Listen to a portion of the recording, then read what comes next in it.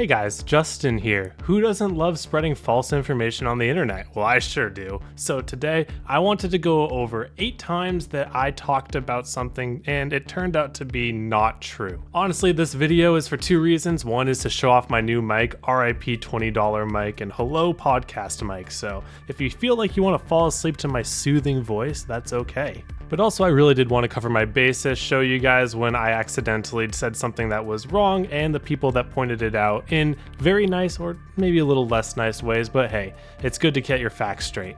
This video was inspired by my good friend Megabot60, who I blocked from the channel after arguing with him in the comments because I was upset, but then when I looked to check what he was actually talking about, turns out he was right. So hey, you win this one. I admit it, let's talk about it right now. Okay, so this first one is going to question the validity of my biggest short in a while. Hey, shorts YouTuber, we're not that smart, okay?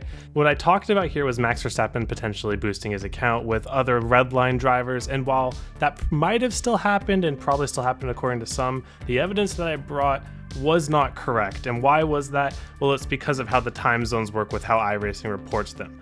I assumed that the time here, 3:15 p.m., was in GMT, but it turns out that iRacing only presents times in GMT if you look at the results for a series, and it'll show a GMT time slot. When I looked up Max Verstappen's name and searched his results from there, it actually went back to my time zone. So while I thought I was looking at GMT time, I was actually looking at my own time zone, even though it was Max races. Very, very confusing, not what I expected, but it was pointed out to me and it was completely correct from Megabot, and I'm sorry, I don't know how to unblock you, but thank you for your service. Okay, the second time that I lied to you guys, or at least I might have lied to you guys, also comes from a recent shorts YouTuber, what can you expect? But what I figured out here was not something that anyone in the comments said, but I think I deduced this myself, or actually, I don't think this track was deleted by iRacing. I think that this configuration might have never even been added, because this one video here, if you look in the bottom right corner, it's hard to see because the video is a little grainy. It says test driver, but when it says test driver right here, that means it's from the downtime testing service. So it might have been that this track, just like Stafford Mini, was not ever added into the game. It was either never made it out of alpha or whatever, and it was just available in downtime testing. So I take back what I say about this track being deleted, but it's also undrivable these days when it used to be drivable, at least during downtime testing. I kind of lied to you. And the third time that I might have lied to you guys was my most recent video. I was just looking through my recent videos and I talked about this Kansas rovel layout, and I said that it was done in the GT3 series, when that's not true.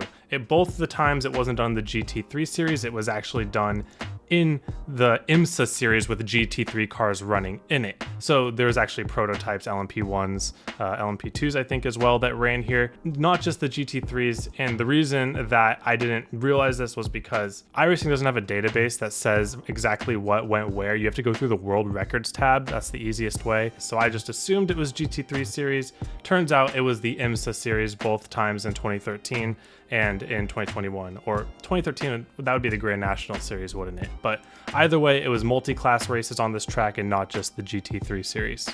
Okay, now we have 2 of my faces on here. That's kind of weird, but I wanted to go back to the iceberg video. There is one piece of information that I know that I got incorrect. I was corrected by Mr. Tom Lewandowski, so thank you a lot.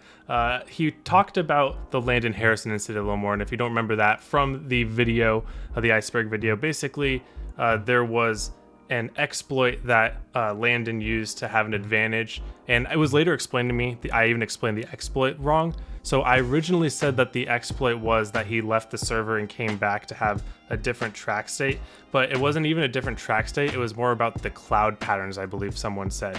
But the kind of the point remained the same, that you could leave a session and come back and have a more favorable track state for certain parts of the race. And then I also said that Landon Harrison was banned from iRacing for this, and Tom pointed out to me that this was not true. He was actually even back the next week, which I confirmed by going on his profile. I don't know why I didn't check that in the first place, but he just, after this season, I think Landon retired or something, or he didn't race much more, but apparently he was never banned for this. iRacing said something like fair game. Now no one would ever do it again.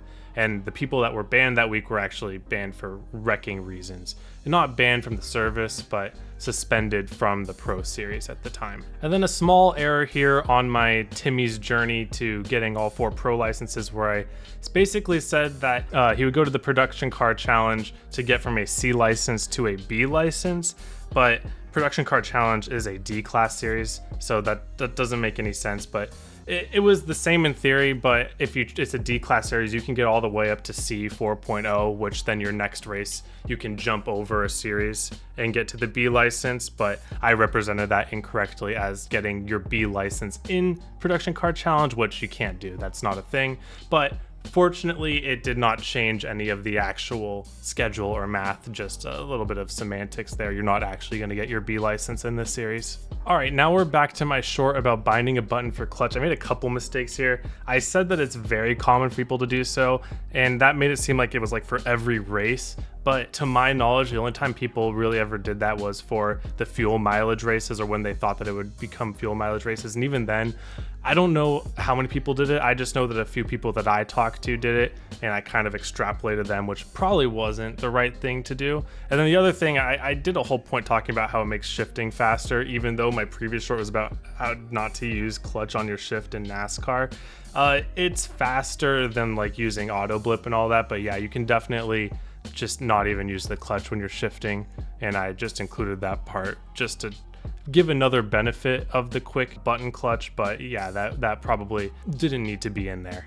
All right, now we're back to my 6 forgotten tracks video, where I talked about Irwindale outer inner, and I said that I didn't think this was ever raced in iRacing before, and that was wrong.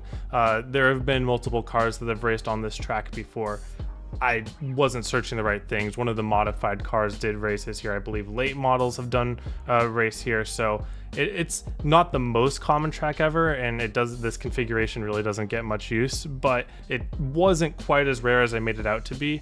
And I even had some people in the comments claiming it's been used in real life before, so that's also cool. And honestly, I had no way of ever even knowing that one. So Irwindale outer inner, not as forgotten as I thought. A pretty small thing here, in my most recent update video, I talked about how I didn't think the race control changes would mean much because stop and go to drive through didn't seem like a difference in my mind. There's not much of a difference in real life, but in iRacing, a stop and go is actually a stop and hold. So you're going to be holding for like 40 seconds or something like that usually. So changing that to a drive through is actually very significant. That'll save you either on a road course a very big chunk of a lap, or on oval multiple laps in some cases. So that is actually a very big change, and I take back what I said about not thinking it was going to be a big change. So there you have it, kids. Don't trust everything you see on the internet, even from a goofy Chase Elliott, Kyle Larson hybrid looking guy like myself. I'll do my best for research for future videos, but I can't promise mistake-free content. It's all entertainment at the end of the day, so take everything I say with at least a little grain of salt. Alright, thank you all for watching. Hope you all have a wonderful day, and I hope to see you all on the track.